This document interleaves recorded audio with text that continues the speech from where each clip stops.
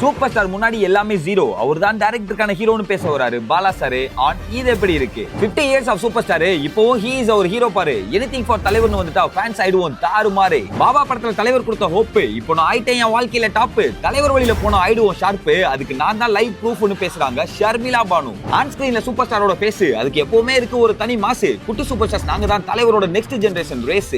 வாழ்க்கையில வரும் பல சோதனை, தலைவர் சொன்னதை என் மனசுல ஏத்துனேன். எங்க அப்பாவை ஒரு மனுஷனா மாத்தினேன். ராஜ ரசிகர் ரம்யாவா இப்ப நான் பேசுனேன். தலைவரோட ஸ்டேஜ் ஸ்பீச் அது பல பேருக்கு ஆகும் ரீச். சூப்பர் ஸ்டாரோட ஸ்டோரி தான் எங்க லைஃப்க்கான டீச். இதுதான் தலைவர் தர்பார்ல இன்னைக்கான பேச்சு. சூப்பர் ஸ்டார் மாதிரி எனக்கும் இருந்துச்சு ஒரு எய்ம். சினிமால எனக்கு கிடைச்சிச்சு ஒரு நேம். தலைவரை நேர்ல பார்த்து பேசணுங்கிறதா என்னோட ட்ரீம். நானும் ஃபேன் தான் பேசுறாங்க ஆக்ட்ரஸ் கனிகா மேம். கொரோனா வந்தா போடுவாங்க குவாரண்டைன். இதுதான் அன்புள்ள தலைவருக்கு எபிசோட் 17. வணக்கம் and welcome to yet another episode of Ashwathi Nighties வழங்கும் Black Sheep அன்புள்ள தலைவருக்கு. இது episode 17. Title sponsor Ashwathi Nighties, presented by Anuj Styles மற்றும் Sairam Group of Institutions, co-presented by Saubhagya Wet Grinder, Chalani Jewelry Mart மற்றும் NGA 550D TMT Bath, powered by SS Genius International Nursery and Primary School, Sembakam, Chennai.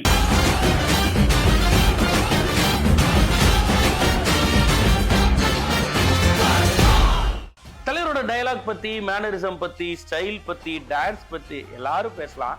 இவங்க பேசுறப்ப அது ரொம்ப special.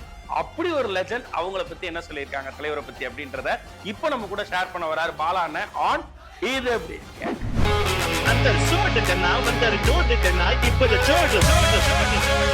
Black ships அன்புள்ள தலைவருடைய 17வது நாள், தகவல் நம்பர் 161. தலைவர் டேபிளை தட்டி ஸ்டைலாக அந்த செகண்டை தூக்கி போடுறது எனக்கு ரொம்ப பிடிக்கும் சார். விவேக் சார் பதிவு பண்ணலாம். அந்த 3 திரைப்படத்தை கதையாசிரியான பீட்டர் செல்வகுமார் அந்த படத்தில் நடந்த சுவாரஸ்யமான சம்பவத்தை பதிவு பண்ணுறா. இதுவும் தலைவர் ஒரு கதையை ஒத்துக்கிட்டா, சப்ஜெக்டை ஒத்துக்கிட்டா அந்த கதாசிரியருக்கு எவ்வளோ நியாயமாக இருப்பாருங்க கனவு சம்பவங்க. இந்த படத்தில் நல்லா கவனித்து பார்த்தீங்க அப்படின்னா, இந்த படத்தில் ஒரு 3 ரோல் பண்ணியிருப்பாரு. இன்ட்ரெஸ்டிங்கான ரோல், மிக முக்கியமாக நம்ம சொல்லக்கூடிய இந்த அலெக்ஸ் பாண்டியன் ரோல். இந்த அலெக்ஸ் பாண்டியன் ரோல் பண்ணுறதுக்கு அந்த கெட்டப்லாம் அவரே ரெடி பண்ணுறாங்க. மிக முக்கியமாக அது கொஞ்சம் அது ரொம்ப ரக்கடாக இருக்கணுங்கிறதுக்காக இந்த தாடையெல்லாம் அப்படி எக்ஸ்ட்ரா வச்சுக்கிட்டது ரஜினியோட ஐடியா அப்படின்னு பதிவு பண்ணுறாரு பீட்டர் செல்வகுமார். அதெல்லாம் தனி இந்த படத்தில் அவர் ஒரு வில்லன் ரோல், ஒரு நெகட்டிவ் ரோல் பண்ணிப்பார், ரவுடி ரோல் பண்ணிப்பார். செந்தாமரை கிட்ட ரவுடியா வேலை பார்க்குற மாதிரி ரோல் ஒன்று இருக்கும். அந்த ரோல் வந்து ராதியா கிட்ட அடி வாங்குற மாதிரி ஒரு காட்சி இருக்கும். அப்போ எல்லாரும் போய் ரஜினி கிட்ட சொல்கிறாங்களா, பீட்டர் செல்வகுமார் இப்படி சீன் பண்ணியிருக்காரு, நீங்கள் இன்னைக்கு எவ்வளோ பெரிய ஆக்டர், நீங்கள் போய் ஒரு கதாநாயகி கிட்ட அடி வாங்குற மாதிரி சீன் வச்சா நல்லாவா இருக்கும் அப்படின்னு கேட்டோன்னே ரஜினிக்கும் அந்த கன்ஃபியூஷன் வருது. உடனே பீட்டர் செல்வகுமாரை கூப்பிட்டு இந்த காட்சி தேவையான்னு கேட்குறாரு. அப்போ பீட்டர் செல்வகுமார் சொல்கிறாரு, சார் நீங்கள் ஒரு கேரக்டர் போலீஸ் கேரக்டர், இந்த கேரக்டர் ரவுடி கேரக்டர். இந்த ரவுடி கேரக்டர் வந்து தப்பு அப்படின்னு பதிவு பண்ணோம் அப்படின்னா அந்த கதாநாயகிட்ட அடி வாங்குற மாதிரி சீன் வச்சாதான் ஜஸ்டிஃபைபிளாக இருக்கும். நீங்கள் அடி வாங்குறது ரஜினி இல்லை சார், அந்த ரவுடிங்கிற கதாபாத்திரம் அப்படின்னு சொன்னோன்னே சூப்பர் கரெக்டு ஒத்துக்கிறேன்னு சொல்லி இந்த காட்சியில் நடித்தாராம். ராதியாவும் ஒரு அடிக்கிற மாதிரி காட்சி இப்பயும் படத்தில் இருக்கும். கதையை ஒத்துக்கிட்டா, சப்ஜெக்டை ஒத்துக்கிட்டா, அதுக்கப்புறம் இயக்குனர் என்ன சொன்னாலும் செய்வேன்னு ரஜினி பல இடங்களில் பதிவு பண்ணியிருக்காரு. டேரக்டர்ஸ் டிலைட் அப்படின்னா அது ரஜினி தான். கண்டென்ட்டுக்கு தேவைன்னா என்ன வேணாலும் செய்வேன்னு இன்னைக்கும் ரஜினி உறுதியாக இருக்கிறனால தான் அதே சூப்பர் ஸ்டார் சேர்ல இன்னைக்கு சிம்மாசனம் போட்டு உட்காந்துருக்காரு. இந்த படத்தில் பீட்டர் செல்வகுமார் சொல்லி கன்வின்ஸ் ஆகி ஒரு ஹீரோயின் அடி வாங்கினால ராதிகாவுக்கும் ரஜினிக்குமார் நெருக்கம் ரொம்ப இன்ட்ரெஸ்டிங்கான நெருக்கம். உண்மையாக சொல்ல போனால் பர்சனலாகவும் ப்ரொஃபஷனலாகவும் ரொம்ப பியூட்டிஃபுல் ரிலேஷன்ஷிப் உண்டுன்னா ரஜினிக்கும் ராதிகாவுக்கும் உண்டு. ராதியா ரஜினியை பற்றி நிறைய சம்பவங்களை பதிவு பண்ணியிருக்காங்க. அதில் ஒரு இன்ட்ரெஸ்டிங்கான விஷயம்தான் முக்கியமாக செப்பல் ரஜினி ராதிகா. கேட்கவே இன்ட்ரெஸ்டிங்கான ட்ரையாங்கிளாக இருக்குல்ல. இந்த ட்ரையாங்கிள் ட்ரிவியா தான் தகவல் நம்பர் 162. தகவல் நம்பர் 162. செப்பல் ராதிகா ரஜினி சார் ஒரு ட்ரையாங்கிள் ட்ரிவியா சொல்கிறேன்னு சொல்லியிருந்தேன். என்ன அது அப்படின்னு பார்த்தீங்கன்னா, கொஞ்சம் வருஷங்களுக்கு முன்னால் ஒரு இமேஜ் பயங்கரமாக வைரல் ஆச்சுங்க. ரஜினி சார் ஃபங்க்ஷனில் உட்காந்துருப்பார், பக்கத்தில் விஜய் இருப்பார், பக்கத்தில் தனுஷ் இருப்பார். அவங்க 2 பேரும் பார்த்தீங்கன்னா ஷூ போட்டிருப்பாங்க, தலைவர் சாதாரண செப்பல் போட்டிருப்பாரு. அந்த ஃபோட்டோவை காட்டி இந்த 3 ஸ்டாரோடைய செப்பலையும் கவனிங்க, ரஜினி சாரோட எளிமை புரியும், அதனால தான் அவர் இன்னைக்கு வரைக்கும் சூப்பர் ஸ்டாராக இருக்கார் அப்படின்னு சொல்லி பயங்கரமாக அந்த இமேஜ் வந்து வைரல் ஆச்சு. அப்படி எல்லா ஃபங்க்ஷனுக்கும் சாதாரண சாண்டல் செப்பலை போட்டு வருது ரஜினி சாரோட சிம்பிளிசிட்டி சிம்பிள். ஆனால் இது ஒரு ஃபங்க்ஷனில் பார்த்து ராதிகா சொன்னாங்களா, நீங்கள் எவ்வளோ பெரிய சூப்பர் ஸ்டார், என்ன செருப்பு போட்டு வரீங்க அப்படின்னு சொல்லி. அதுக்கப்புறம் ரஜினி சார் எப்போ ராதிகாவை பார்த்தாலும் எந்த ஃபங்க்ஷனில் பார்த்தாலும் முதல்ல அவர் செப்பலை குனிஞ்சு பார்த்துக்குவாராம், நல்ல செப்பல் போட்டிருக்கமா அப்படின்னு சொல்லி. அவர் வந்து ஃபங்க்ஷனுக்கு வரப்போ வந்து ரப்பர் ஸ்லிப்பரோட வந்தார் ஒரு நாள். கேட்டேன் சூப்பர் ஸ்டார்னு எல்லாரும் சொல்றாங்க ரஜினி. செருப்பு அதுல இருந்து அவர் எங்க வந்தாலும் ஃபர்ஸ்ட் அவர் செருப்பை பார்த்து பாருங்க. என்ன பார்த்தாருனா ஐயோ இதை கரெக்டா போட்டு வந்தேன். இப்படி ராதிகாவுக்கு பயந்து செப்பல் போட்ட ரஜினி கோச்சின் ஷூட்டிங்காக லண்டன் போறாரு. அப்போ போறப்போ கோட் ஷூட்லாம் போட்டு ஷூ எல்லாம் போட்டு போனாராம். அங்கே போய் பார்த்தோன்னே ராதிகா பரவாயில்லையே ஷூ எல்லாம் போடுறீங்க அப்படின்னே, என்ன செய்ய நீ இருக்கேன்னு கேள்விப்பட்டேன், அதனால நான் ஷூ போட்டு வந்தேன்னு சொன்னாராம். அப்படிப்பட்ட ஒரு ஜாலியான இருக்கும் ராதிகாவுக்கும் ரஜினிக்கும் உண்டாம். இப்போ இந்த செப்பல் பத்தி பேசின நேரத்தில் தலைவர் ஒரு படத்தில் நடந்து போக அந்த பாதத்தில் கால் பற்றக்கூடாதுன்னு விலகி மக்கள்லாம் நடந்து போவாங்க. என்ன படம் உங்க எல்லாத்துக்கும் ஞாபகம் வரும்? அந்த படத்தை பற்றின ஒரு அட்டகாசமான தகவல் தான் தகவல் நம்பர் 163. தகவல் நம்பர் 163. ஒரு படத்துல தலைவர் நடந்து போன மண்ணை நம்ம மிதிச்சிடக்கூடாதுன்னு மக்கள்லாம் விலகி நடக்கிறதா ஒரு சீன் வச்சிருப்பாரு ஒரு டேரக்டர். என்ன படம் உங்க எல்லாருக்கும் தெரியும். எஜமான் படம் முடிவானதுக்கு அப்புறம் அந்த வில்லன் கேரக்டர் யார் பண்றான்னு ஆர் உதயகுமார் கிட்ட ரஜினி கேட்டே இருந்திருக்காரு. அப்போ ஆர் உதயகுமார் சொன்னாரா, நெப்போலியன் ஒருத்தர் இருக்காரு, புதுநெல்லு புதுநாது படத்துல சூப்பரா பண்ணியிருக்காரு, அவர் நம்ம வில்லனா பண்ணலாம்னு சொன்னேன். ரஜினிக்கு ஒரு சின்ன தயக்கம் அதில் இருந்திருக்கு. இருந்தாலும் ஷூட்டிங் போயிட்டாங்க. அந்த வில்லன் நடிச்ச நெப்போலியனுக்கு பஞ்சிருக்கும். என்ன அப்படின்னு பார்த்தீங்கன்னா, கல்யாண வீடாக இருந்தால் நான் தான் மாப்பிள்ளையா இருக்கணும், கருமாதி வீடாக இருந்தால் நான் தான் பணமா இருக்கணும், எங்க இருந்தாலும் மாலையும் மரியாதையும் எனக்கு தான் கிடைக்கணும், படம் முழுக்க சொல்லிட்டே இருப்பாரு. கல்யாண வீடா இருந்தா நான் தான் மாப்பிள்ளையா இருக்கணும், இளவு வீடா இருந்தா நான் தான் பணமா இருக்கணும், எந்த இடமா இருந்தாலும் சரி மாலையும் மரியாதை எனக்குத்தான் கிடைக்கணும். இந்த பஞ்ச் பயங்கரமா ஹிட் ஆகி படம் ரிலீஸ் ஆனப்போ நெப்போலியனுக்கு பெரிய பேர் கிடைச்சது. ஆனா இப்படி பெரிய பேர் கிடைக்கும் அப்படின்னு டப்பிங் போன ரஜினி சார் நெப்போலியன் ஆக்டிங் பார்த்து சொன்னாரா, கண்டிப்பா அந்த படத்துல உங்களுக்கு பெரிய பெரிய பெரிய பெரிய பேர் இருக்கும், முக்கியமா என்னை விட பெரிய பேர் வர வாய்ப்பு இருக்கு அப்படின்னு சொன்னப்போ நெப்போலியன் சொன்னாரா, அதெல்லாம் ரைட்டு சார், ஆனால் அந்த வாய்ப்பு நீங்க கொடுத்ததானே அப்படின்னு. இல்ல சார், இது உங்க திறமைக்காக கிடைச்ச வாய்ப்பு, கண்டிப்பா இன்னும் நிறைய நிறைய நிறைய பெரிய படங்கள் பண்ணுவீங்க அப்படின்னு வாழ்த்தினாரா. ஆனா இப்படிப்பட்ட கேரக்டர் பண்ண நெப்போலியனுக்கு இந்த கேரக்டரே பெரிய பிரச்சனையாச்சு சொந்த வாழ்க்கையில. என்னது அப்படின்னு பார்த்தீங்கன்னா, அதே நேரத்தில் அவருக்கு பொண்ணு பார்க்க ஆரம்பிச்சிருக்காங்க. இப்போ ஃபோட்டோலாம் கட்டி இந்த மாதிரி நெப்போலியன் நடிகர் இந்த படத்தில் நடிச்சிருக்காரு அப்படின்னா, இந்த இப்போ அவருடைய மனைவியாக இருக்கிறவங்க அப்போ பொண்ணாக இருக்கும்போது சொன்னாங்களா, ஐயோ இவர் கருவில் இருக்க குழந்தைக்கே விஷம் கொடுப்பாரு, அவ்வளோ மோசமானவர் நான் எப்படி கல்யாணம் பண்ணிக்கிறதுன்னு சொல்லி கல்யாணம் பண்ணிக்க மாட்டேன்னு சொன்னாங்களா. அப்புறம் சமாதானப்படுத்தி கல்யாணம் நினைச்சு இன்னைக்கு அவங்க ரொம்ப அழகான ஜோடியாக வாழ்ந்துட்டு இருக்காங்க. இப்படி எஜமான் படத்தில் இவ்வளோ அழகான சம்பவங்களை பற்றி பேசிட்டு இருக்க நேரத்தில் ரஜினி சார் நெப்போலியன் நடிச்ச அந்த கேரக்டருக்கு யாரை போட சொன்னார், அவர் ரஜினியை பற்றி என்ன சொன்னார், அதான் தகவல் நம்பர் 164.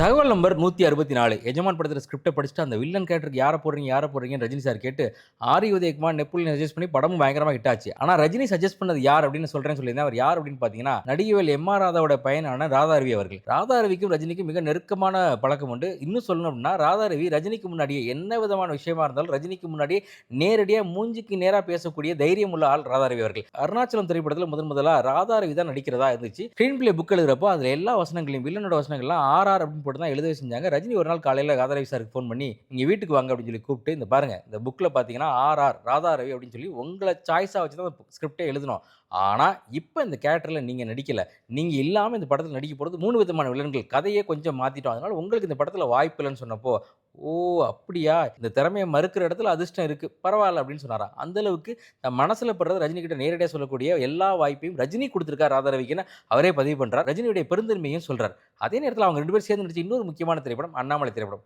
நெப்போலியனுக்கு எஜமான் படத்தில் ஒரு பஞ்ச் இருந்த மாதிரி அண்ணாமலை படத்தில் ராதாரவி சாருக்கு ஒரு பஞ்ச் இருக்கும். கூட்டி கழிச்சு பாரு கணக்கு சரியா வரும் அப்படின்னு சொல்லி. மாமா இது சரியா வருமா? கூட்டி கழிச்சு பாரு கணக்கு சரியா வரும். பின்னிட்டீங்க. இந்த கூட்டி கழிச்சு பாரு கணக்கு சரியா வருங்கிறது காப்பி அடிச்ச டயலாக் ராதாரவி சார் பதிவு பண்றாரு. எங்க இருந்து காப்பி அடிச்சார் அப்படின்னு பாத்தீங்கன்னா, படிக்காத மேதை திரைப்படத்துல துரைராஜன் ஒரு காமெடி ஆக்டர் இருப்பாரு. அவர் இந்த படத்துல ஒரு இடத்துல இந்த லைனை சொல்லுவார், கூட்டி கழிச்சு பாரு கணக்கு சரியா வரும்னு சிவாஜி கிட்ட சொல்லுவாரு. அங்க இருந்து அதை எடுத்து நான் படம் முழுக்க வச்சேன்னு சொல்லி ராதாரவி சொன்னார். இந்த படத்துல ஆரம்பத்தில் எனக்கு கோட் ஷூட் தான் காஸ்டியூமா கொடுத்தாங்க. நான் படத்துல போய் 2 நாள் ஷூட் பண்ணிட்டேன். ஆனா எனக்கு ஏதோ டிஸ்டர்ப் பண்ணிட்டே இருக்கு, நம்ம கேரக்டருக்கு இந்த காஸ்டியூம் சூட் ஆகலன்னு சொல்லி ரஜினி சார் அந்த ஃபீல் பண்ணார். அதுக்கப்புறம் நாங்கள் கொண்டு வந்த கெட்டப் தான் அந்த வேட்டி சட்டை கெட்டப். அதில் நல்லா கவனிச்சு பார்த்தீங்க அப்படின்னா, இந்த ஆரம்பத்தில் நான் கண்ணாடிலாம் போட்டு அப்படி சூப்பராக இருப்பேன், வயசான கெட்டப்பில் கண்ணாடி போட்டிருக்க மாட்டேன். இதெல்லாம் நமக்கு யாருக்குமே தெரியாமதுக்கான காரணம் அந்த படத்துடைய ஒரே காந்தம் ரஜினிகாந்த். அசோக் வரல? Ashok is going to be the minister. Minister பார்க்க போயிருக்கான்னு சொல்றான். ரஜினிகாந்த் படத்தில் நடிச்சா கண்டினியூட்டிலாம் யாரும் பார்க்க மாட்டாங்கன்னு யார் பதிவு பண்றா? ராதாரவி பதிவு பண்றார். அப்படிப்பட்ட ராதாரவி பதிவு பண்ண இந்த அண்ணாமலை திரைப்படத்தில் இன்னொருத்தர் நடிச்சிருப்பார். அவரும் படம் முழுக்க ஒரு மேனேஜத்தை ஃபாலோ பண்ணுவார். அது என்னன்னு தெரிஞ்சுக்க தகவல் நம்பர் 165. தகவல் நம்பர் 165. கூட்டி கழிச்சுப்பார் கணக்கெல்லாம் சரியா வரும்னா, அண்ணாமலை படத்தில் ராதாரவி சார் பஞ்சு பேசின மாதிரி இன்னொரு நடிகர் அந்த படத்தில் ஒரு மேனேஜத்தை படம் முழுக்க மெயின்டைன் பண்ணுவார். யாரும் உங்க எல்லாருக்கும் தெரியும், நிழல் ரவி அவர்கள். ஒரு சிரிப்பு ஒன்று சிரிச்சிட்டே இருப்பார். இந்த சிரிப்பு எங்க ஆரம்பிச்சிச்சு அப்படி சொல்றதுக்கு முன்னாடி, இந்த மாதிரி மேனரிசம் பண்றதுக்கு ரஜினி சார் எவ்வளவு ஸ்பேஸ் தருவார் அப்படிங்கிறது ஒரு இன்டர்வியூல பதிவு பண்றாரு. அவங்க 2 பேரும் முதல்ல இணைஞ்சு நடிச்ச திரைப்படம் பார்த்தீங்கன்னா தம்பிக்கு எந்த ஒரு திரைப்படம். அதுக்கப்புறம் அவங்க 2 பேரும் நெருக்கமான திரைப்படம் ராகவேந்திர திரைப்படம். அந்த படத்தில் நடிக்கும்போது எனக்கும் ரஜினிக்கும் பெரிய நெருக்கம் கிரியேட் ஆச்சு. அதுக்கப்புறம் நாங்கள் 2 பேரும் நெருங்கி நடிச்ச திரைப்படம் தான் மாப்பிள்ளை திரைப்படம். அதில் ஃபுல் ரோல் ஒன்று பண்ணியிருப்பேன். அந்த படத்தில் என்ன கேட்டாங்க, பஞ்சு சார் தான் கூப்பிட்டு அதில் ஒரு காமெடி வில்லன் ரோல் இருக்கு, நீ பண்றியான்னு கேட்டு எனக்கு வாய்ப்பு தராரு. எனக்கு காமெடி வில்லன் பண்ண ஆசை. ஷூட்டிங் ஸ்பாட்டுக்கு போனால் அங்கே டேரக்டர் ராஜசேகர், இல்லைங்க இது சீரியஸ் வில்லன், நீங்கள் டயலாக்கே பேசக்கூடாதுன்னு சொல்லிட்டாரு. எனக்கு ஒன்றுமே புரியல, பஞ்சு சார் நம்மளை காமெடி வில்லன் அனுப்பிச்சு விட்டாரு, இங்கே வந்தால் சும்மா கூட நிற்க சொல்கிறாங்க, முறைச்சி பார்க்க சொல்கிறாங்க, நமக்கு இந்த கேரக்டர் வேணுமா இல்லை வாங்கின காசு திருப்பி கொடுத்து கிளம்பிடலாமான்னு யோசிச்சுட்டு இருக்கப்போ 3வது நாள் ஒரு லாங் ஷாட் படியிலேருந்து இறங்கி வர மாதிரி ஸ்ரீவித்யா பேசிட்டே வருவாங்க. அவங்க கூட நடந்து வரப்ப தலைவர் அந்த பக்கம் வந்து ஆப்போசிட்டில் கடைசியாக முடிக்கும்போது ஒன்று கீச்சிடுவேன் அப்படின்னு சொல்லி ஒரு டயலாக் ஒன்று சொல்லுவார். என்ன அடிச்சிடுவேன் டயலாக் ஒன்று சொல்லுவார். சொல்லி முடிச்சோடனே நான் ஒரு டயலாக் சொல்லுவேன். இந்த டயலாக் நான் எங்கேருந்து எடுத்தேன்னு பார்த்தீங்கன்னு சொல்கிறாரு. அந்த 2 நாள் அப்செட் ஆகும்போது ஷூட்டிங் முடிச்சு வீட்டுக்கு போன நேரத்தில் ஒரு பாலம், அந்த பாலத்தில் வால் போஸ்டராக ஒட்டியிருக்காங்க. அது அரசியல் போஸ்டர், காங்கிரஸ் கட்சிக்கான அரசியல் போஸ்டர். அதில் ராஜீவ்காந்தி நிற்கிறார். நீட் காங்கிரஸ் அப்படின்னு அதில் ஒரு வார்த்தை ஒன்று எழுதியிருக்கு. இதை பார்த்ததுலேருந்து அந்த நீட்டு மட்டும் அப்படி மண்டைக்குள்ள ஓடிக்கிட்டே இருக்கு. அடுத்த நாள் ஷாட் வைக்கிறாங்க. நான் சொன்ன ஷாட்டு ஸ்ரீவித்யா அம்மா பேசிட்டு வராங்க. கீழே இறங்கி வந்தோடனே ரஜினி சார் என்னை பார்த்து டயலாக் சொல்கிறாரு. சொன்ன உடனே நான் ஒரு டக்குன்னு எக்ஸ்பிரஷனில் நீட்டு அப்படின்னு சொல்லிட்டேன். சொன்னனே ஷார்ட் கட் பண்ணிட்டு டேரக்டர் பயங்கரமாக திட்டார். உங்களை யார் சார் பேசுனா பேசவே கூடாதுன்னு சொன்னேன். சார் என்ன சார் பேசுனீங்க, என்ன சொன்னீங்கன்னு சொல்லுங்க சார் அப்படின்னே ரஜினி சார் சொன்னாரா, அவர் நீட்டுன்னு சொன்னார் அப்படின்னு சொல்லி. ஆசிரியர் இல்லைங்க அதெல்லாம் வேணாம், அடுத்து ஒரு டேக் போகிறேன், அந்த டேக்கில் நீங்கள் இதெல்லாம் சொல்லக்கூடாது, ஃபிலிம் வேஸ்ட் ஆகிட்டு இருக்கு, இதெல்லாம் பண்ணாதீங்கன்னு சொன்னேனே. ரஜினி சார் அப்போ சொல்லியிருக்கா, இல்லைங்க அவர் சொன்னது நல்லா இருந்துச்சு, ஆனால் ரவி நீங்கள் ஒன்று பண்ணுங்கள், அந்த நீட்டே கொஞ்சம் நீட்டி சொல்லுங்கன்னு சொல்லி. படம் முழுக்க நல்லா கவனிச்சு பார்த்தீங்கன்னா அவர் நீட்டுன்னு சொல்லியிருப்பாரு. கதை முடிய போகுது, இப்ப கூட சொல்லக்கூடாதா? நீட்டு நீ நீட்டினது போதும், பொறுப்படு. படம் முடிஞ்சு ரிலீஸ் ஆகி படம் பயங்கரமாக ஹிட் ஆகுது. கமலா தியேட்டருக்கு படம் பார்க்க போகிறாங்க நடிகர்கள்லாம். அங்கே படம் பார்த்துருந்த எல்லா ரசிகர்களும் படம் எப்படின்னா நீட்டு அப்படின்னு சொன்னாங்களாம். அந்த அளவுக்கு அந்த வார்த்தை பதிவாச்சான். அப்படி கூட நடிக்கும் நடிகர்கள் யாராவது சின்னதாக ஒரு நல்ல விஷயம் பண்ணால் டக்குன்னு எடுத்து படத்துக்குள்ள வச்சுக்கிறது, அது தனக்கான இமேஜ் எந்த வகையிலும் பாதிக்காது. எல்லாரும் சேர்ந்தாதான் ஒரு சீன் ஜெயிக்கும் அப்படிங்கிற தலைவர் எப்போதுமே உறுதியாக இருந்திருக்காங்க. இந்த நிகழ்ச்சி ஒரு மிக முக்கியமான சாட்சி. அந்த படத்துல இப்படி நிழல் ரவி வந்து நீட் அப்படின்னு இழுப்பாரோ, அதே போல் ரஜினி சார் இன்னொருத்தர் சித்தப்பு அப்படின்னு கூப்பிடுவார். அந்த சித்தப்பு யாரு, சித்தப்பு ரஜினியை பற்றி என்ன சொல்லியிருக்காரு தெரிஞ்சுக்க தகவல் நம்பர் 166. இது எப்படி இருக்கு? இந்த செக்மெண்டோட அடுத்த 5 தகவல்கள் கொண்ட full episode Black Sheep Valley OTT-ல அவைலபிளா இருக்கு. அத பார்க்க இப்பவே Black Sheep Valley OTT-ய டவுன்லோட் பண்ணுங்க. எங்க வாய்ப்பு கிடைச்சாலும் பேசுவோம், இங்க கிடைச்சா பேச மாட்டோமான்னு டெய்லி தலைவரை பத்தி பேச வராங்க நம்மளுடைய ஃபேன்ஸ். இப்போ நம்ம பார்க்க போற அந்த செக்மெண்ட் தான் எனிதிங் ஃபார் தலைவர்.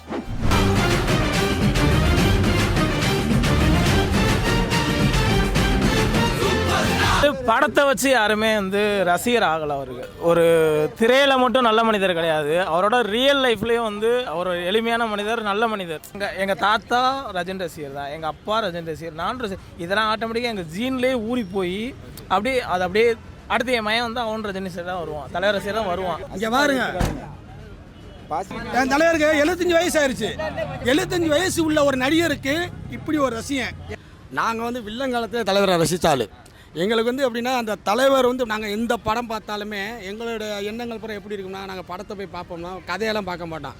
எங்களுக்கு தேவை வந்து அந்த தலைவரோட ஸ்டைலு, தலைவரோட கண்ணு, அந்த காந்த கண் பார்த்தீங்களா, அந்த கண்ணை பார்த்து நாங்களாம் ரசித்து அந்த ஒரு வெறித்தனமான ஆளுங்க நாங்களாம். எங்கள் தலைவர் வந்து எங்களுக்கு படம் நடிக்கணும், படத்தை பார்ப்போம். அவர் ஒரு விழா வச்சா நாங்கள் எல்லாமே ஒரு உணர்வோடு வந்து கலந்துக்குருவோம். எங்கள் குடும்பத்தில் அவர் வர ஆள். நான் வந்து மனிதன் படத்தில் இருந்து நான் அவரை ரசித்தேன். அவர் அந்த காலில் சக்கரத்தை கட்டிட்டு போவார், அது வந்து என் மைண்டில் ஃபிக்ஸ் ஆயிடுச்சு. அவரை பார்த்து ரசிக்க ஆரம்பித்து அப்படியே ஒரு ரசிகனாகி அப்படியே பைத்தியமாகி அவரை வந்து ஒரு கடவுளாக பார்க்க ஆரம்பிச்சிட்டோம். உலகத்திலேயே பிடிச்சது என் பையன்தான். அவன் எனக்கு வரக்கு முன்னாடியே சார் என் மனசில் வந்துட்டார். தப்பான அர்த்தத்தில் பார்க்காதீங்க, அவருக்கு பிடிச்ச பாபா இருக்கார் இல்லையா, அதை விட உயர்ந்த நிலையை நான் வச்சுருக்கேன் அவர் நம்ம மனசில். அவருக்கு 75 வயசு ஆயிடுச்சு, மனுஷன் அப்படியே நிற்கிறாரு.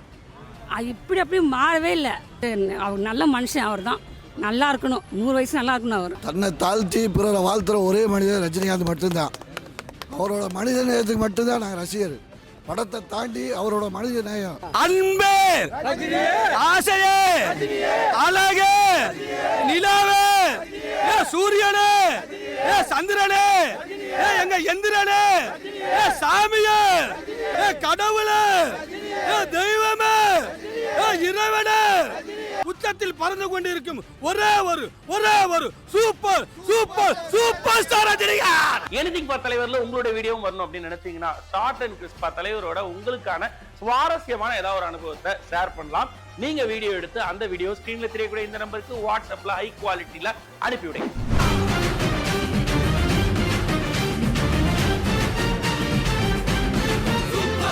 இந்த ஸ்கூல் பிள்ளைகளே இப்படி இருந்தா இந்த ஸ்கூலோட கரஸ்பாண்டன்ட் எப்படி இருப்பாங்க?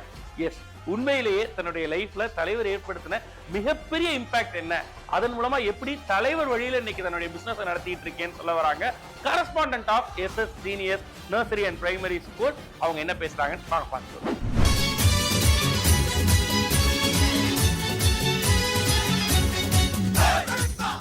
இந்த 1991 தளபதி ரிலீஸ் ஆச்சு. ஸோ அதுக்கப்புறம் பார்த்தீங்கன்னா அந்த 10 இயர்ஸாக அவரோட ஒரு படத்தை கூட நான் மிஸ் பண்ணதே இல்லை. அந்த லிஸ்ட்டு எனக்கு இன்னும் பிடிக்கும் தெரியும். ஸோ தளபதி, மன்னன், அண்ணாமலை, பாண்டியன், எஜமான், உழைப்பாளி, வீரா, பாஷா, முத்து, அருணாச்சலம், படையப்பா, பாபா. ஸோ இத்தனை படங்களும் வந்து நான் விரும்பி பார்த்த படங்கள். ஏன்னா அந்த பீரியடில் தான் நான் வந்து ஸ்கூல் அண்ட் காலேஜ் லைஃப்பில் இருந்தேன். ஸோ இந்த மாதிரி சொல்லிகிட்டே போகலாம். இன்னும் தலைவரை பற்றி சொல்ல வார்த்தைகளே கிடையாது.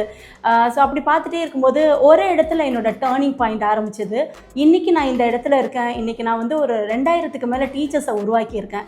ஒரு 5000க்கு மேலே குழந்தைங்களை நான் உருவாக்கியிருக்கேன். ஆனால் என்னோடய லைஃப்பில் ஒரு டேர்னிங் பாயிண்ட் இருக்குது. நான் அதை இந்த இடத்துல ஷேர் பண்ணிக்கணும்னு ஆசைப்பட்றேன். இதுதான் அதுக்கான பிளாட்ஃபார்ம்னு நம்புகிறேன். 2002 ஒரு லைஃப் டேர்னிங் பாயிண்ட் இருக்குது. டேர்னிங் பாயிண்ட் ஏன்னா அந்த டைமில் அந்த 2002 எனக்கு ஒரு லைஃப் ப்ராப்ளம் வந்துச்சு. அந்த இடத்த கிராஸ் பண்ணவே முடியாது அப்படின்ற ஒரு சிச்சுவேஷன் வந்துச்சு என் லைஃப்பில். கண்டிப்பாக நான் தலைவரோட பாபா படம் பார்க்கலன்னா இன்றைக்கி நான் இந்த இடத்துல இல்லை. என்னால் இவ்வளோ மக்கள் பலனடைஞ்சிருப்பாங்க அப்படின்னா கண்டிப்பாக அது கேள்விக்குறியாக தான் இருந்திருக்கும். 2002 பாபா நான் பார்த்தேன். ஸோ அந்த படம் பார்த்துட்டு தான் என் லைஃப்பை நான் ரீஸ்டார்ட் பண்ணேன்னு சொல்லலாம். எனக்கு ஆல்மோஸ்ட் நான் வந்து எண்டில் இருந்தப்போ எனக்கு கிடைச்ச வாரம் அந்த படம். ஸோ அதில் வந்து தலைவர் சார் வந்து அது எதுக்காக அந்த படம் எடுத்தாங்க, அதை எடுத்து நடித்தாங்க அப்படின்னு எனக்கு தெரியல. பட் நான் முழுசாக நம்புகிறேன் அது எனக்காக வந்த படம் தான். அந்த படத்தில் வந்து எல்லாம் மாயை அப்படின்னு ஒரு வார்த்தை சொல்லியிருப்பார். அண்ட் அதையும் தாண்டி தாமரையில் தண்ணீர் மாதிரி ஒட்டி ஒட்டாமல் இரு எல்லாத்துலேயும் சொல்லியிருப்பார். ஸோ இந்த வசனங்கள்லாம் என்னை அப்படியே தாக்கிச்சு. என் வாழ்க்கையில் ஒரு தாக்கம் இது இன்னைக்கு வரைக்கும் நான் யார்ட்டையும் சொன்னதே இல்லை. ஸோ அதுதான் என் லைஃப்பை ரீஸ்டார்ட் பண்ணி 2002 இன்னைக்கு 2025 வரைக்கும் பெரிய பெரிய சக்ஸஸை நான் பண்ணிகிட்ருக்கேன். அப்படின்னா அந்த ஒரு மூவி என் லைஃபோட டேர்னிங் பாயிண்ட். ஸோ அதை நான் இந்த இடத்துல சொல்லணும்னு ஆசைப்படுறேன். தலைவரே ஆசைதா மாயே மாயதா ஆசை ஆசை மாயே பெண்ணு பொண்ணு மண்ணு எல்லாம் மாயா. தலைவர் வழியில ஷர்மிளா பானு அவர்கள் தலைவரை பத்தி பகிர்ந்துகிட்ட விஷயங்களை முழு வீடியோவா பார்க்க இப்பவே Black Sheep Valley OTT download பண்ணுங்க. எப்பா இன்னமும் அப்பா இந்த கிட்ஸ் ஆடிக்கிட்டே இருக்காங்க அப்படின்னு கேட்டீங்கன்னா அந்த ஸ்கூல் ஃபுல்லா தலைவர் ஃபேன்ஸா இருந்தா எப்படி இருக்கும்? Yes SSDDS nursery and primary ஸ்கூலுடைய கிட்ஸ் தான் இன்னைக்கு நம்மளுடைய குட்டி சூப்பர் ஸ்டார்ஸ்ல பார்ட்டிசிபேட் பண்ண போறாங்க.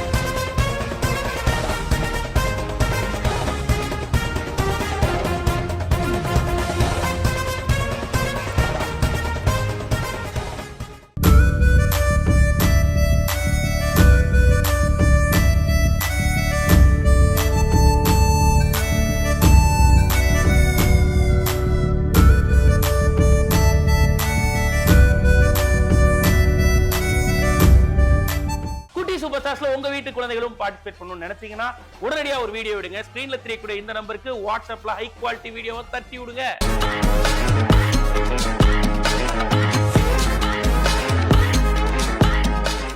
சில பிரச்சனைகளுக்கு தீர்வு சொல்றது ரொம்ப கஷ்டங்க. சில இழப்புகளுக்கு எதுவுமே ஈடாகாது. ஆனா தன்னுடைய ரொம்ப பர்சனலான ஒரு லாஸ், அந்த லாஸை தலைவனுடைய மோட்டிவேஷனல் ஸ்பீச் கேட்டு என்னால அதுல இருந்து வெளியில வர முடிஞ்சிச்சு அப்படின்னு சொல்றாங்க இவங்க. ஸோ இவங்க தலைவனுடைய ராஜ ரசிகையா இருக்கிறதுல எந்த விதமான சந்தேகமுமே இல்லை. ஸோ இன்னைக்கு யார் பேசுறாங்கன்னு பார்ப்போம் ஆன் ராஜ ரசிகர்.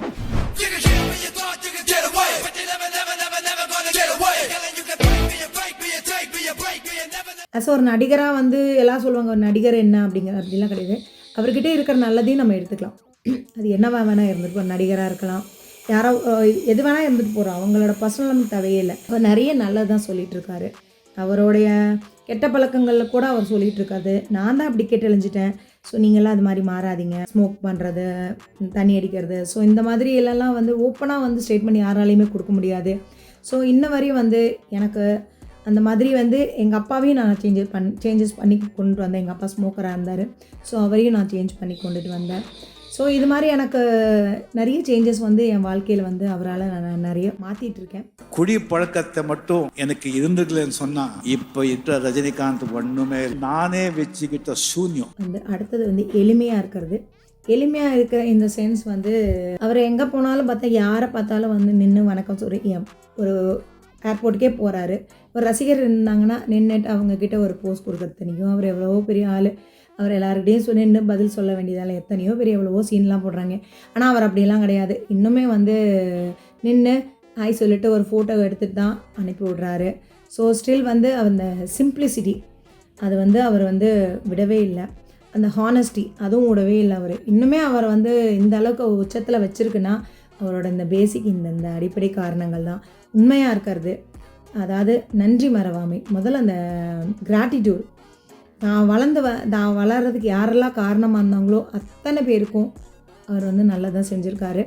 அந்த அளவுக்கு வந்து ஒரு நல்ல ஒரு மனிதர். உண்மையாக இருந்தா, நேர்மையாக இருந்தா, நல்லவனாக இருந்தா, எந்த யாருக்கும் கெடுதல் செய்யாமல் கஷ்டம் பண்ணால் அந்த ஆண்டவன் டெஃபினட்டாக கைவிட மாட்டான். சொசைட்டியில் நானும் ஒரு ஆள் அப்படிங்கிற மாதிரி என்ன ஒரு ரோல் மாடலாக எடுத்துக்கிற கொஞ்சம் பேர் இருக்காங்கன்னா அதுக்கு காரணம் வந்து தலைவர் தான். பிகாஸ் நான் வந்து எப்போவுமே அப்படி தான், யாராக இருந்தாலும் சரி நின்று அவங்களுக்கு ரெஸ்பான்ஸ் பண்ணி பேசிட்டு தான் போவேன். அது என்னோடய டைம் எவ்வளோ இருந்தாலும் சரி, எனக்கு எவ்வளோ இருந்தாலும் அந்த டைட் ஷெட்யூலாக இருந்தால் கூட அந்த டைம் நான் அவங்களுக்காக ஸ்பெண்ட் பண்ணுவேன். இது என்னை சேர்ந்த எல்லாருக்குமே தெரியும்.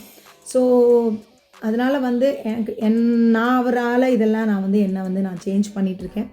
Like is my role model அப்படிங்கிற மாதிரி. ராஜ ரசிகர்ல ரம்யா அவர்கள் தலைவரை பத்தி பகிர்ந்துகிட்ட முழு வீடியோவை பார்க்க இப்பவே பிளாக்ஷிப் வேலி ஓடிடியை டவுன்லோட் பண்ணுங்க. தலைவர் நேற்றுக்கு இது பேசினா தெரியுமா, அதை பேசினா தெரியுமா, எப்படி மாடுலேஷன் கொடுத்தா தெரியுமா, ஐயோ அப்படி இருந்துச்சு அப்படின்னு சொல்லி அவர் குட்டியா பேசின ஸ்டோரியை கூடிய நம்ம நிறைய நேரம் பேசிட்டு இருப்போம். அப்படி அவருடைய ரசிகர்கள் எல்லாம் உட்கார்ந்து, குறிப்பா பெங்களூர்ல இருந்து வந்திருக்காங்க, அவங்க நிறைய விஷயங்கள் தலைவருடைய அவங்க ரசிச்ச மேடை அனுபவங்களை பகிர்ந்துக்க போறாங்க. ஒன்லி ஆன் தலைவர் தர்பார்.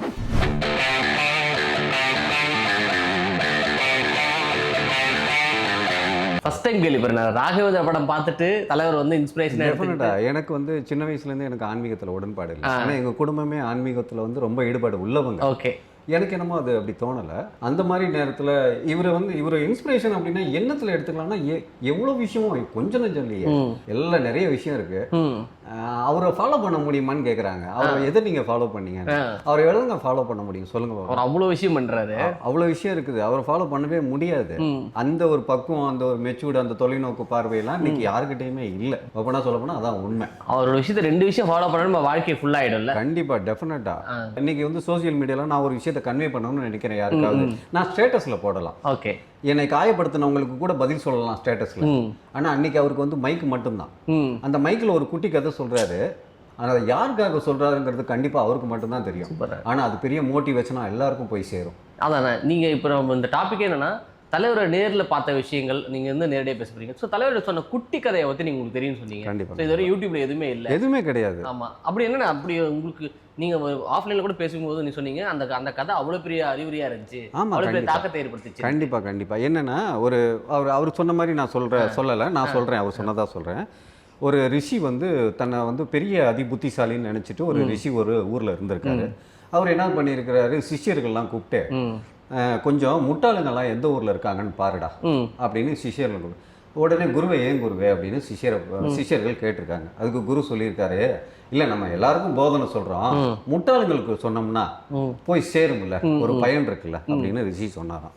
உடனே சிஷ்யர்கள்லாம் தேடி கண்டுபிடிச்சி ஒரு ஊரை கண்டுபிடிச்சிட்டாங்க.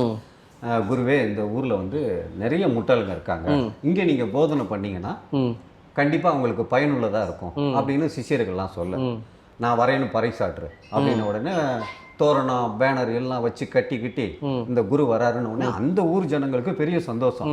எவ்வளோ பெரிய மகான் நம்ம ஊருக்கு வராரு, அந்த அறிவுரையை நம்ம கேட்கலாம் அப்படின்னு அந்த முட்டாள் ஜனங்கள் இருக்கிற ஊருன்னு சொன்னதுல இவர் வரதா சொல்லி பிரகடனப்படுத்திட்டாங்க, விளம்பரம் பண்ணியாச்சு. அவர் என்னைக்கு சொற்பொழிவு ஆற்ற போறாரோ அன்னைக்கு சரியான மழையா, மக்கள் கூட்டம் அத்தனையும் கலைஞ்சு ஓடுது. அப்போ ரிஷி வந்து மேடையில் தனியாக உட்காந்துருக்கிறாரு. உட்காந்துட்டு என்னடா இந்த முட்டாள் ஜனங்களுக்கு ஏதாவது புத்தி சொல்லான்னு வந்தவன் இப்படி எல்லாம் மலையில் கலைஞ்சு போயிட்டாங்களே அப்படிங்கிறப்ப ஒருத்தன் ஓரத்தில் மேடை ஓரத்தில் ஒருத்தன் சாக்கு கோணி பையை போட்டுக்கிட்டு தலையில் போட்டுக்கிட்டு மலையில் நின்றுக்கிட்டே இருந்தான் அந்த ஊருக்காரன். அவனை பார்த்துட்டு எல்லாரும் ஓடி போயிட்டாங்க, இவன் மட்டும் ஏன் நிற்கிறான்ட்டு, தம்பி நீ யாருன்னு கேட்க, நான் அந்த ஊருக்காரன் தாங்க அப்படின்னு சொல்லியிருக்கான். அப்படியாப்பா, எல்லாரும் போயிட்டாங்களேப்பா, நீ மட்டும் நிற்கிறிய அப்படின்னு. சாமி உங்கள் அறிவுரையை கேட்கலான்னு நிற்கிறேன் சாமி அப்படின்ன உடனே, உனக்கு மட்டும் சொல்லி என்ன பண்ண போகிறேன் அப்படின்ன உடனே அவன் தலையில் சொரிஞ்சானான். சொரிஞ்சிட்டு அவன் சொன்னானா, சாமி நான் வந்து குதிரை வந்து பட்டியில் வந்து குதிரை கட்டுறவனுங்க, அந்த என் பட்டியில் 100 குதிரை இருக்குங்க, அந்த 100 குதிரைக்கும் புல் எடுத்துகிட்டு போவேங்க, 99 குதிரை மேய போயிருங்க, ஒரு குதிரை பசியோடு இருக்குங்க, அதுக்காக புல்லு போடாமல் இருக்க முடியுங்களா அப்படின்னு ஒன்று இவருக்கு செருப்பால் அடித்த மாதிரி இருந்துச்சான். தலைவர் தர்பார்ல குட்டி ஸ்டோரி பத்தி பேசின முழு வீடியோவை பார்க்க இப்பவே Flagship Valley OTT-யை டவுன்லோட் பண்ணுங்க. ஸ்கூல்ல இருந்தே நான் வந்து தலைவர் ஃபேன் தான். இன்னைக்கு என் பையன் ஸ்கூல் போறப்ப கூட கபாலியினுடைய பேரை அப்படின்னு அவர் மென்ஷன் பண்றாங்க. அந்த அளவு நான் தலைவருடைய ஃபேன். ஆனா பாக்குறதுக்கான மொமெண்ட் எனக்கு ஒன்று அமையவே இல்லை. பட் எவ்வளவு முடியுமோ அவ்வளோ நான் பேசிடுறேன்னு இப்ப பேச வராங்க நடிகை கனிகா ஆன் நானும் ஃபேன் தான்.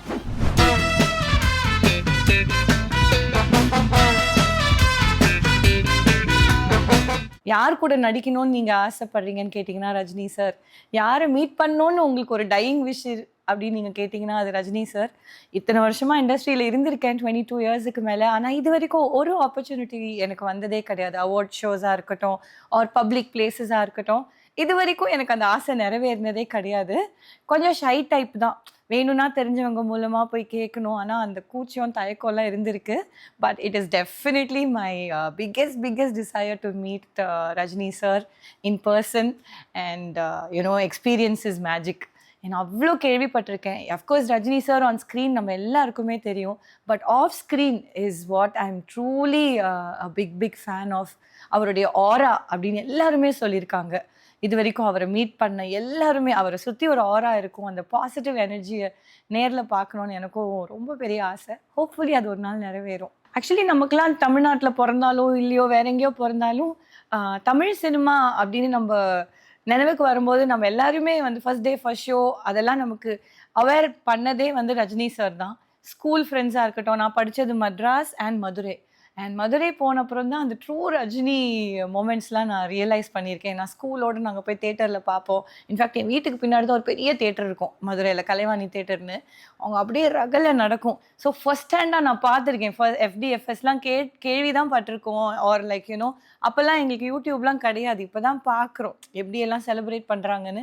அதெல்லாம் நேரில் பார்த்துருக்கேன். நானும் பேப்பர்லாம் தூக்கி போட்டிருக்கேன். ஸோ அதெல்லாம் அந்த ஒரு பர்சனுக்காக மட்டும்தான் பண்ண முடியும். அண்ட் லைக் காரணமே இல்லாமல் நம்ம யாருமே அவர் சூப்பர் ஸ்டார்னு கூப்பிடுறது இல்லை இல்லையா. He is truly the super star. நிறைய ஃபர்ஸ்ட் டே ஃபர்ஸ்ட் ஷோ மதுரையில் இருக்கும் போதில் மிஸ் பண்ணது கிடையாது. ஏன் இப்போ ரீசெண்டாக வந்த கூலி வரைக்கும் ஃபர்ஸ்ட் டே தான் போய் பார்த்தோம். ஸோ அந்த அளவுக்கு வெறித்தனமான டிவோட்டீஸ் நாங்கள்லாம். அண்ட் என்ன பியூட்டின்னா இப்போது எங்கள் அம்மா அப்பா ஆகட்டும், நான் ஆகட்டும், இப்போ எனக்கு பையனுக்கு இப்போ 15 வயசு. ஸோ அவன் வந்து படிக்கிற ஸ்கூலில் தான் ரஜினி சாரோட பேரங்க படிச்சுட்டு இருந்தாங்க, தனுஷ் அவங்களுடைய பிள்ளைங்க. ஸோ என் பையன் வந்து சொல்லுவாமோ Kabali's grandsons are in my ஸ்கூல்மா அப்படிமா. நான் சொன்னேன், அது வந்து தனுஷோட குழந்தைங்கடா. பட் இன்ன வரைக்கும் த சில்ட்ரன்லேருந்து எல்லாருமே பைத்தியமாக லைக் கிரேசி ஃபேன்ஸாக இருக்காங்கன்னா அது வந்து ரஜினி சாரால் மட்டும்தான் முடியும். ஏன்னா எல்லா ஜெனரேஷன்ஸ் எல்லா ஏஜ் கேப்ஸையும் அவர் வந்து பிரிட்ஜ் பண்ணிட்டாரு. So a true fan of Rajini sir. நானும் ஃபேனால கனிகா அவர்கள் தலைவரை பத்தி பகிர்ந்துகிட்ட விஷயங்களை முழு வீடியோவா பார்க்க இப்பவே Flagship Valley OTT-யை டவுன்லோட் பண்ணுங்க. அல்ல குறையாத தலைவரோட கதை கேளு. இப்ப நம்ம முடிவுக்கு வந்திருக்கிறது எபிசோட் 17. எஸ், இன்னும் 33 எபிசோடுகள் தலைவரை பத்தி நிறைய பேச போறோம். 50 வருஷ பயணங்க. 50 நாள்ல 10 பத்தாதுன்னு நினைக்கிறேன். ஸோ நீங்க தொடர்ந்து இதை ரசிச்சுக்கிட்டே இருக்கீங்கன்னா தொடர்ந்து பார்க்கறதுக்கு சித்திரம் டிவியில தினமும் இரவு 7 மணிக்கு இந்த நிகழ்ச்சியை பார்க்கலாம். அண்ட் இதனுடைய ஷார்ட்கட் வெர்ஷன், ஹைலைட்ஸ் வெர்ஷனை Flagship யூடியூப் சேனல்ல தினமும் சாயங்காலம் பார்க்கலாம். இது நீங்க எல்லாம் பார்க்கறதுக்கு முன்னாடியே நான் பார்க்கணும், அப்படி ஒரு ஃபேன் நீங்க சொன்னீங்கன்னா Flagship Valley OTT-க்கு போங்க. அன்கட் அன்ட்ரிம்டு ஃபுல் வெர்ஷனை நீங்க அதை சப்ஸ்கிரைப் பண்றது மூலமா பார்க்கலாம். சோ மீண்டும் உங்க எல்லாரையும் நாளைக்கு வந்து சந்திக்கிறேன். அதுவரை உங்களிடமிருந்து விடைபெறுவது RJ Vignesh and entire Flagship family. இது அஸ்வதி நைட்டிஸ் வழங்கிய Flagship அன்புள்ள தலைவருக்கு. Title sponsor Aswathi nighties, presented by Anuj styles மற்றும் Sairam group of institutions, co presented by சௌபாக்யா wet grinder, Challani jewellery mart மற்றும் NGA 550D TMT bars, powered by SS Genius international nursery and primary school, Sembakkam, Chennai.